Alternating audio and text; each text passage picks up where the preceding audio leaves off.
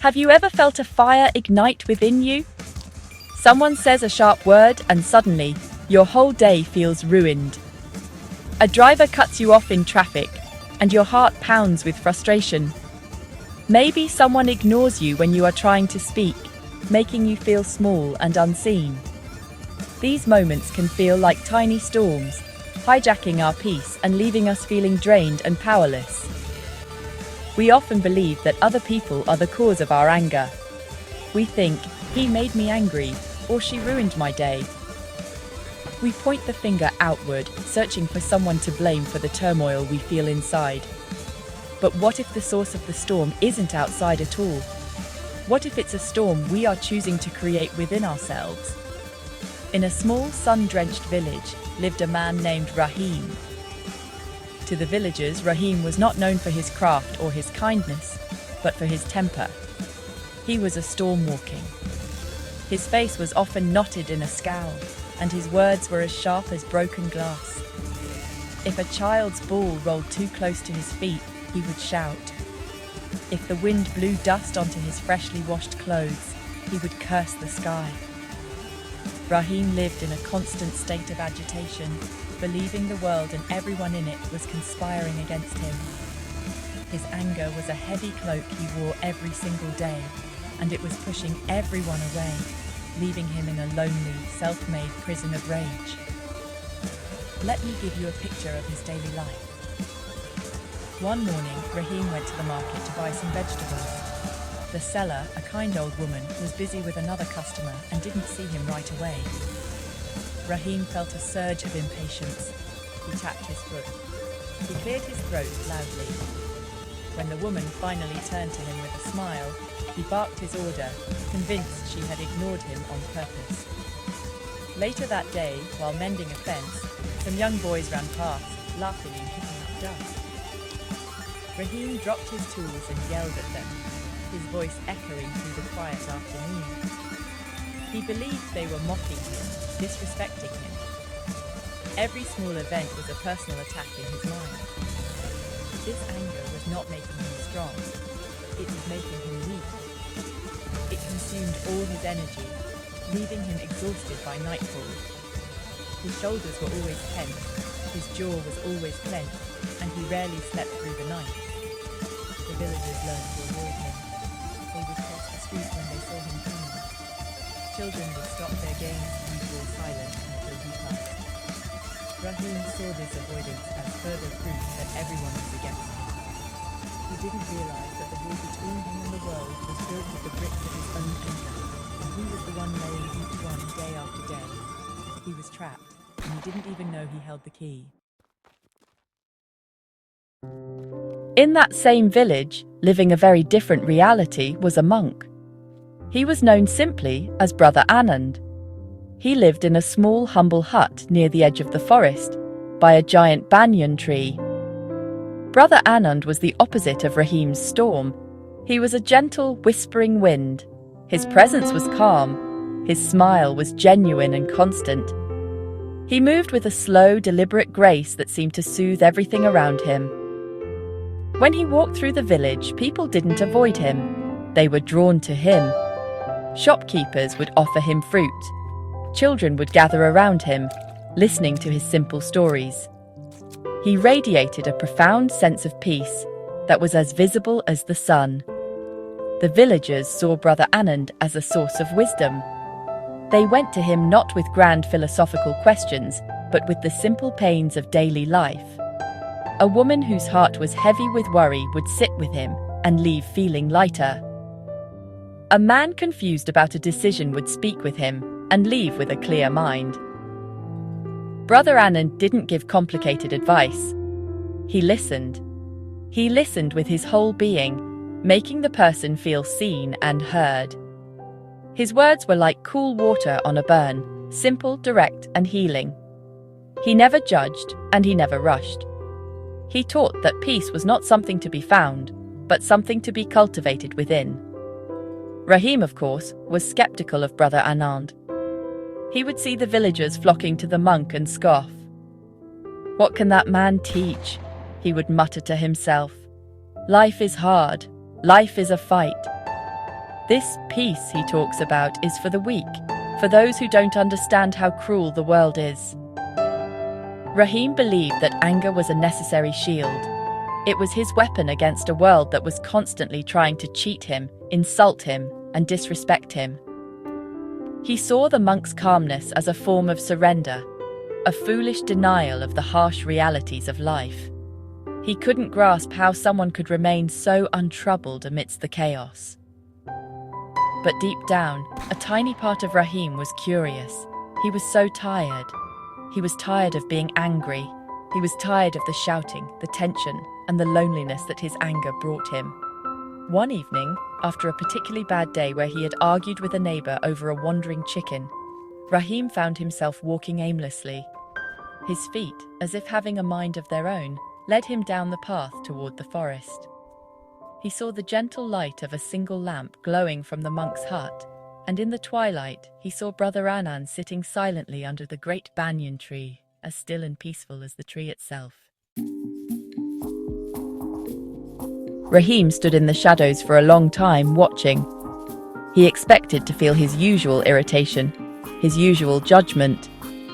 But instead, he just felt a profound sense of exhaustion. Finally, he stepped out of the darkness. Brother Anand didn't seem surprised. He simply looked up, and his eyes held no judgment, only a calm, welcoming light. "You look heavy," the monk said, his voice soft. "Come, sit for a while." Hesitantly, Raheem sat on the ground a few feet away from the monk. He didn't know what to say. He was a man of loud words, but in this deep quiet, he felt speechless. The silence stretched on, but it wasn't awkward. It was a healing silence. Finally, Raheem couldn't hold it in any longer. The words tumbled out of him, full of anger and hurt. "They make me so angry," he burst out, "the shopkeeper who cheats me of a few coins, the boys who laugh as I pass, my neighbor who lets his animals wander. They disrespect me, they provoke me. How can I not be angry?" He expected the monk to agree, to offer solutions for how to deal with these people. He was ready for a strategy, a way to fight back more effectively. He was ready to talk about how to change the world around him so that it would finally stop making him so furious. He wanted the world to change. Brother Anand listened patiently until Raheem had finished, his breathing heavy. Then the monk picked up an empty cup from beside him. He gestured toward Raheem and said, "If you wanted to fill this cup with tea, but I refuse to give you any, could you fill it?" Raheem looked at him, confused. "No," he said, "of course not." The monk smiled gently. "Anger is the same," he explained. "People can offer you insults, they can offer you disrespect, they can offer you injustice, but you do not have to accept it. No one can fill your cup with anger unless you hold it out and allow them to pour it in." The simplicity of this idea struck Raheem like a bolt of lightning. He had always seen anger as something that happened to him. He had never considered it something he was accepting. Brother Anand continued, "When someone offers you a gift, you have the choice to accept it or decline it. If you decline it, who does the gift belong to?" Raheem thought for a moment. "It still belongs to the person who offered it," he replied slowly. "Exactly," the monk said. "Their insults, their mockery, their cheating. It is their gift to you. If you refuse to take it, it remains with them. You are giving away your own peace, your own power, every time you choose to accept their negativity." Raheem left the banyan tree that night with his mind spinning. The monk's words echoed in his head. No one can fill your cup with anger unless you allow them to. It was such a simple thought, yet it felt revolutionary. The next morning he decided to try. He walked to the well to fetch water, a daily task that often led to frustration as he jostled for space with others. As he approached, a woman accidentally bumped into him, spilling a little water on his feet. The familiar flash of fire rose in his chest. His mouth opened to shout. But then he remembered the cup. He saw her panicked face, her hurried apology. He took a deep breath. He held out his empty cup, but this time he refused the anger. "It is all right," he said, and was shocked by the calmness in his own voice. Brother Anan had given him a simple practice. "Your mind is like a glass of muddy water," he had said. "When you are angry, you are shaking the glass. Everything is cloudy. You cannot see clearly. The only way to see is to let it be still. Let the mud settle to the bottom." So, whenever Raheem felt the anger rising, he would practice this. He would stop. He would close his eyes for just a moment and visualize a glass of muddy water. He would breathe in and breathe out, imagining the mud slowly, gently, settling down. He did this when the baker gave him a slightly burnt loaf of bread. He did it when his donkey refused to move. He just stood still and let the mud settle. It was not easy. Decades of habit fought against this new intention.